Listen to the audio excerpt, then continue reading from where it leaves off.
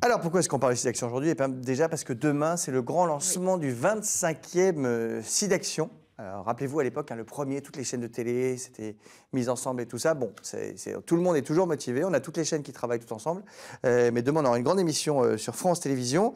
Et c'est quand même important parce qu'on parle de moins en moins du sida, alors que c'est pourtant toujours vital, comme nous le prouve. D'ailleurs, la question qu'on a reçue par email, vous allez voir, vous savez, vous envoyer toutes les questions que vous voulez par email à ensemble-normandie@francetv.fr ou bien sur le groupe Facebook de l'émission, ou encore par téléphone, gratuitement, je précise, au 0805 383 383. Et là, on a reçu une question qui va hérisser le poil de nos invités du jour. C'est Thomas qui nous dit « J'ai lu dans la presse qu'un homme avait guéri du sida. Est-ce que ça veut dire qu'on a trouvé un traitement et que bientôt d'autres personnes pourront guérir aussi ?» Thomas, malheureusement, c'est pas aussi simple que ça, comme vont nous le raconter nos experts du jour. Nous recevons Marinette Slimani. Bonjour. Bonjour Marinette. Rayonnante, hein, Marinette. De bonne humeur, content d'être là. Vous êtes la vice-présidente du Corévi de Normandie. Absolument. C'est quoi déjà le Corévi? Alors, Corévi, c'est la coordination régionale de lutte contre les IST et le VIH. D'accord. IST, c'est les maladies sexuellement transmissibles. Absolument. On va expliquer ça comme ça. Vous faites autre chose aussi, vous êtes? Et je suis donc coordinatrice d'une association locale qui est basée à Caen, qui s'appelle SIDAccueil Normandie. Voilà, c'est très bien, beaucoup de choses. Vous êtes motivé, vous êtes à fond. Et oui. Et à votre droite, nous avons Hugo Henneton et sa belle montre. Hugo, vous êtes le responsable régional de Aide Normandie. Oui, tout à fait. Aide, on peut le dire, c'est la plus grosse association de lutte contre le sida en France et même en Europe. Tout à fait, c'est ça. Voilà, donc c'est énorme. Donc on a la chance de vous avoir avec nous aujourd'hui. Comme ça, vous allez pouvoir tout expliquer. Alors, on va tout de suite répondre à la question de Thomas parce que je crois que c'est le deuxième cas, historiquement, de personnes qui guérissent du sida. Bon, ça ne veut pas dire qu'on a trouvé un traitement, on est d'accord? Tout à fait, je t'en prie. Donc, non, effectivement, sur cette guérison, c'est une guérison qui s'est produite dans des conditions très particulières, puisque c'était quelqu'un qui était atteint d'un cancer, qui a eu un traitement lié à son cancer et qui a dû subir une greffe de moelle. Et c'est dans ce cadre-là que cette personne a pu être dans un processus de rémission. Voilà, c'est lourd. C'est pas 3 médicaments qu'il a pris un matin et boum, c'est parti, ou une piqûre, un vaccin ou quelque chose. C'est ça. Voilà, on n'y est pas encore malheureusement. Donc c'est plutôt encourageant, puisque ça veut dire qu'il y a des avancées, mais c'est quand même pas suffisant pour dire que on peut guérir du sida ou du VIH à l'heure actuelle en France. Et en France ou n'importe où dans le monde. Alors donc le SIDAction, c'est demain. Vous pouvez bien sûr dès maintenant appeler et faire vos dons en appelant le 110, 110 continuer, comme j'aime à le dire, ou bien en allant sur www.sidaction.org. Et cette année, je crois qu'il avait déjà fait l'année dernière, mais cette année, ils ont de nouveau le truc du SMS. Si vous envoyez un SMS avec don, D-O-N, au 92 110, c'est un don immédiat de 5 €. Donc ça, c'est vachement bien. D'accord. Parce que c'est moins... voilà, c'est plus facile. Hop, un petit SMS, pour en envoyer 25, si vous voulez. Mais voilà, avec un petit SMS, boum, on donne 5 €. C'est vraiment pratique. Je précise, je crois, Hugo, arrêtez-moi si je me trompe, mais que quand on fait un don au SIDAction, on peut le déclarer à ses impôts, je crois, et récupérer 66% de ce qu'on donne. C'est quelque chose comme ça, non? Alors, mais quand on fait un don à toute association qui est reconnue d'utilité publique... Oui, là, on parle de SIDAction, donc soyons sur SIDAction. Précisons. Donc là, effectivement, oui, c'est possible. Donc non seulement c'est un don, et en plus, ça vous aide pour vos impôts. Donc c'est une... Voilà, raison en plus. Allez-y, on y va, on fait des dons. Alors, question simple. Pourquoi on a toujours besoin du SIDAction? Marinette. On a toujours besoin du SIDAction parce qu'on n'a toujours pas trouvé de traitement. On a parlé tout de suite, là, justement. Il y aurait peut-être une avancée avec le patient qui vient d'être soigné, là, avec la génétique. Donc, toute la recherche, ça coûte. Il faut de l'argent pour la recherche. Il faut aussi de l'argent pour accompagner les personnes qui sont touchées. C'est vrai qu'on n'en parle plus beaucoup, des personnes qui vivent avec le virus. Moi, je ne sais pas, arrêtez-moi si je me trompe. J'ai l'impression qu'on ne parle plus du tout du sida. Alors, je suis peut-être fou, peut-être sur un autre monde, mais j'ai l'impression que les jeunes à l'école, on ne leur en parle pas du tout. Il n'y a plus de campagne de prévention à la télé, plus de campagne de prévention dans la rue, alors que c'est toujours là. Absolument que c'est toujours là, bien évidemment, mais oui, ça s'est un petit peu banalisé. Voilà, on en parle très peu. Ici, sur notre territoire en France, on va en parler 2 fois dans l'année. Effectivement, les journées SIDAction, ça fait émerger un petit peu la cause. Et puis au moment de la journée mondiale, le 1er décembre, mais entre-temps... Il se passe rien. Alors il Ça faut passe dire pas que grand-chose. grâce, entre autres, au SIDAction, mais bon, grâce à des progrès mondiaux, mais c'est vrai que le SIDAction a beaucoup aidé pour la recherche, et c'est pour ça que c'est une bonne chose. On salue d'ailleurs Pierre Berger, qui est plus de ce monde, mais qui a lancé tout ça avec Lynn Renaud et qui s'est battu comme un fou pour que ça existe.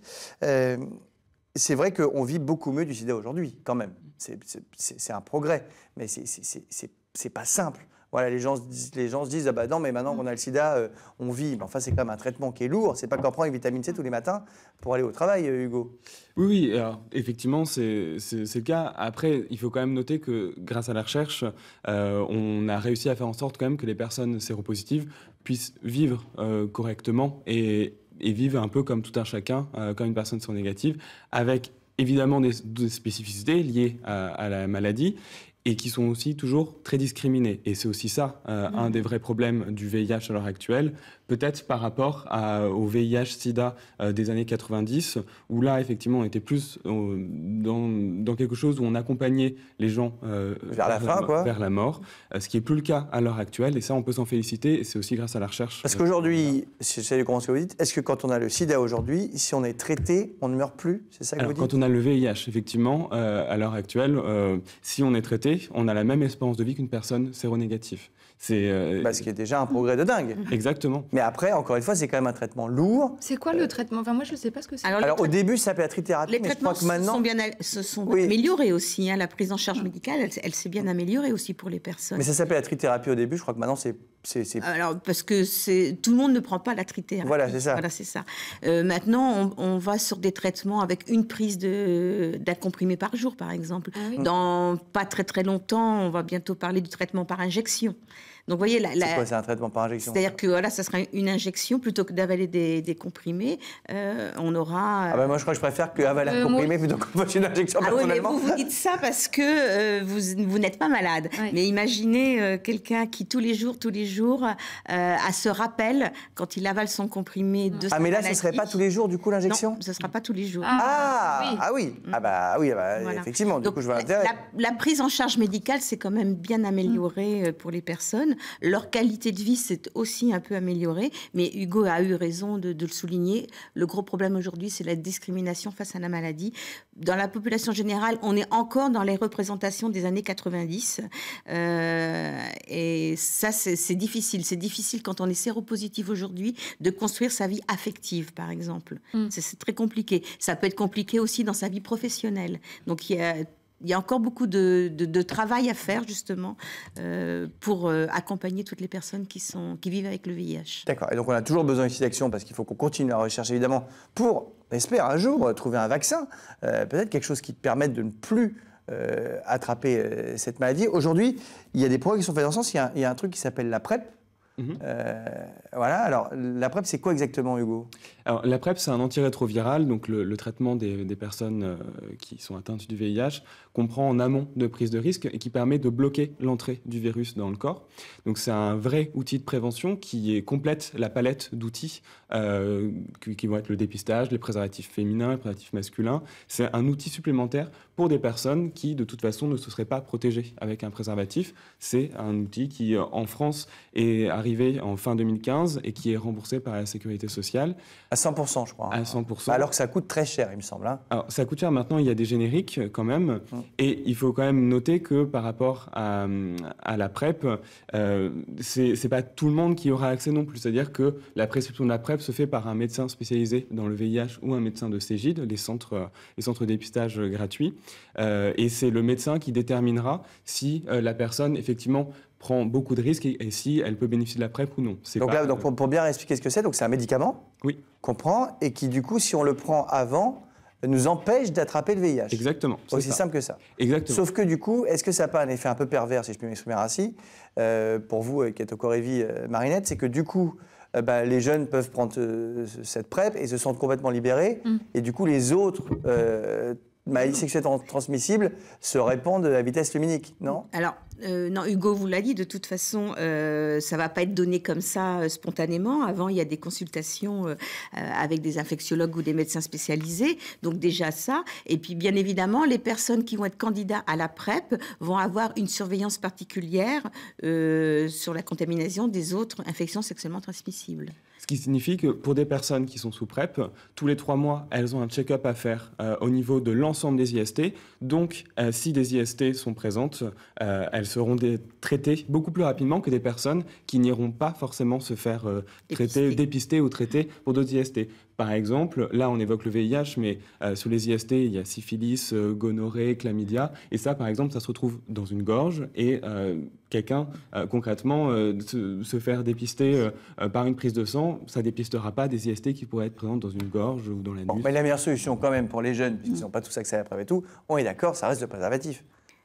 C'est un outil, effectivement, de prévention dans une palette de prévention. Dans plein de trucs, d'accord. Mais c'est vrai que c'est encore... Aujourd'hui, pendant des années, c'est vrai qu'on a un peu comme une injonction, on a dit il faut mettre le préservatif. Aujourd'hui, on a cette chance, c'est qu'on a une boîte à outils avec plusieurs modes de prévention. Se faire dépister, c'est de la prévention. Mettre le préservatif, c'est de la prévention. L'abstinence pourrait être aussi considérée comme ça, de la excusez-moi, Marinette. Ah oui, non, mais d'accord. Ah bah oui, c'est facile. Si on fait rien, il va rien nous arriver, Marinette. J'aime bien vos conseils, mais enfin, c'est un peu chiant. Mais vous avez la PrEP si vous êtes pas abstinent, et on a d'autres outils comme ça. Donc ça va améliorer les choses et chacun va pouvoir s'approprier sa propre prévention. Bon, donc on le comprend quand même. C'est plus facile aujourd'hui de traiter le VIH, entre guillemets, que ça ne l'était il y a 20 ans, mais on n'a toujours pas de solution, on n'a toujours pas de vaccin. Le virus existe toujours. Est-ce que, en termes de contamination, on a moins de gens qu'avant, ou est-ce que c'est le même ratio, que ça se répand toujours de la même façon? Alors, à l'heure actuelle, le nombre de contaminations en France ne baisse pas depuis plusieurs années. Oui, mais donc c'est dingue ça déjà. Alors, ça c'est fou. Ça veut bien dire que pourquoi il n'y a pas de prévention? Si le nombre de contaminations tous les ans ne baisse pas, pourquoi est-ce que pour le coup la prévention baisse et qu'on la voit plus? Alors, il faut savoir que, j'insiste à chaque fois, je précise bien en France, l'épidémie, elle est quand même circonscrite à des populations très spécifiques. Je vous ai dit circoncise, je me suis dit, qu'est-ce qu'il raconte? J'ai eu peur. Non, elle est circonscrite à des populations très spécifiques, et donc depuis plusieurs années, on est à environ 6 000 nouvelles contaminations. Sur ces 6 000 nouvelles contaminations, on est grosso modo à 40% de gays, 40% de personnes originaires d'Afrique subsaharienne qui se contaminent sur le territoire français. Et après, le reste, voilà, il y a aussi le reste de la population. Mais donc, l'épidémie en France est quand même très circonscrite. Donc, c'est très important, si on veut juguler correctement l'épidémie, d'intervenir plus particulièrement auprès de ces populations-là. Et l'approche n'est pas tant au niveau de l'âge, mais plus une approche populationnelle avec des groupes plus à risque que d'autres. D'accord.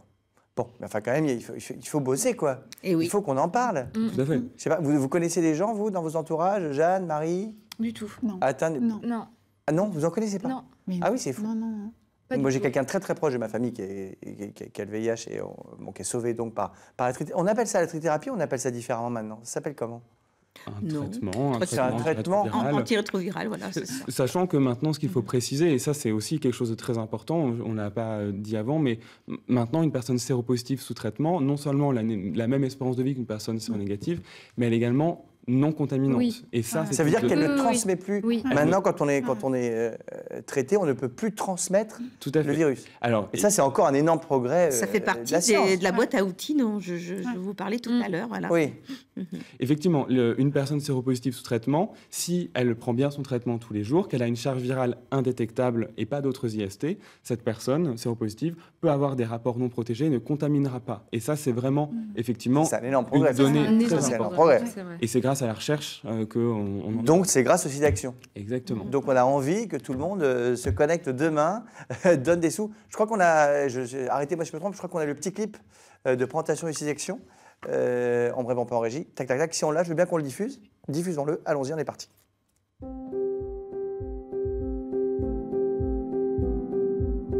C'est vrai, le virus du sida, on a tendance à l'oublier. Parce qu'on a fait beaucoup de progrès dans la recherche et l'accompagnement. Tellement de progrès qu'on finit par penser que le virus du sida a disparu. Mais il est temps de se rappeler qu'en 2019, le virus du sida est toujours là. Et qu'il infecte encore 6 000 personnes chaque année en France. Ne l'oublions pas. Et surtout, n'oublions pas de donner. N'oublions pas de donner pour la recherche. N'oublions pas de donner pour l'accès aux soins. N'oublions pas de donner pour les personnels soignants. N'oublions pas de donner pour les combats menés par SIDAction. Donnez au 110 ou sur sidaction.org. Merci. Elle est incroyable, Lynn, elle est incroyable. Elle se bagarre depuis elle était avec Pierre Berger à l'initiative de ce site d'action il y a 25 ans maintenant. Moi j'ai la chance de participer avec eux depuis quelques années à cet événement et c'est vrai qu'elle est incroyable, elle est toujours à fond, je ne sais pas quel âge elle a. J'allais te demander quel âge elle a. Mais je ne sais même pas, mais elle est incroyable, une énergie folle. On a bien de la chance de l'avoir avec nous. Voilà, donc c'est super. Donc le site d'action, très important, appelez le 110 ou envoyez, comme je le disais, un petit texto au 92 110, un petit don rapide de 5 €, mais 5 € plus 5 € plus 5 €, si tout le monde fait ça, on est bien. On parlait de tout ça, Marinette. L'important du coup, quand même, il faut le dire aussi, c'est le dépistage. Oui, bien évidemment. Là, Lynn Renaud, elle a parlé de 6 000 nouvelles contaminations en France, mais connues. Mais on sait qu'il y a au moins 25 000 personnes qui seraient potentiellement porteurs et qui l'ignorent. Donc le dépistage... Est-ce que c'est gratuit déjà? On peut se faire dépister gratuitement, bien évidemment. On a les CEGIT, qui sont des centres de dépistage anonymes et gratuits dans toutes les villes de France, enfin les régions de France. Et il y a des associations, comme nos 2 associations, qui proposent aussi du dépistage à la population avec des actions qu'on appelle hors les murs, c'est-à-dire qu'on a un test de dépistage qui va vers les populations. Hugo a parlé, voilà, que notre épidémie en France, elle est très populationnelle. Eh bien, il faut aller rencontrer ces personnes-là. Il faut leur proposer du dépistage. Donc, il existe un test qui s'appelle le TROD, un test rapide avec une piqûre au bout du doigt. Le TROD, T-R-O-D. Ça faisait futuriste. Test rapide d'orientation diagnostique, c'est un petit peu compliqué. Mais en tout cas, ce test-là, il bouge, il va vers les populations et il propose du dépistage. Et ça, c'est quoi? C'est une petite piqûre sur le doigt et voilà. on sait si on est positif ou pas? En quelques minutes, effectivement, on a le... En quelques minutes on peut donner le résultat à la personne. Non, mais c'est vachement efficace. Et en proposant, bien évidemment, un accompagnement avec d'autant plus s'il rend une réponse positive. Et donc, grâce à ce test-là qui va vers les populations, on espère pouvoir diminuer et aller chercher l'épidémie cachée, justement, des personnes qui seraient contaminées sans le savoir et les mettre tout de suite dans un processus de soins. Maintenant, on parle aussi de qualité de vie, mais à titre individuel, mais aussi pour la population, puisqu'on vous l'a dit, quelqu'un qui est dépisté, traité, a une bonne observance de son traitement, ne va plus contaminer les autres. Oui, donc, et puis nous, on est en France, on a la chance d'avoir une sécurité sociale, accès à plein de choses comme ça, mais c'est aussi pour ça que le site d'action est important, parce que ça fait progresser la recherche mondiale et qu'il y a plein de pays où malheureusement on n'a pas de sécurité sociale comme chez nous, où on n'est pas aidé comme chez nous, on n'a pas l'accès au traitement comme chez nous et du coup ça continue à se répandre. Donc il faut vraiment qu'on arrive à trouver une solution. Donc voilà, un petit mot de la fin peut-être Hugo, non, sur le site d'action, envie de dire quelque chose? En tout cas, c'était juste de dire qu'on en est là à l'heure actuelle sur l'épidémie du VIH aussi grâce à la mobilisation de l'ensemble des acteurs, que ce soit tant les médecins, les associatifs et les donateurs. Et donc voilà, c'est quelque chose que je voulais ajouter, c'est quand même cette mobilisation collective qui permet d'en être là aujourd'hui. Et donc on continue, et puis continuez à en parler, surtout à vos enfants, si vous nous regardez. Voilà, je trouve qu'on n'en parle plus assez, moi, donc parlons-en. Et à vos parents aussi. Et à vos parents aussi. Oui, les parents, peut-être un peu. Tout le monde n'est pas à l'abri de faire quelques petits trucs dans son coin.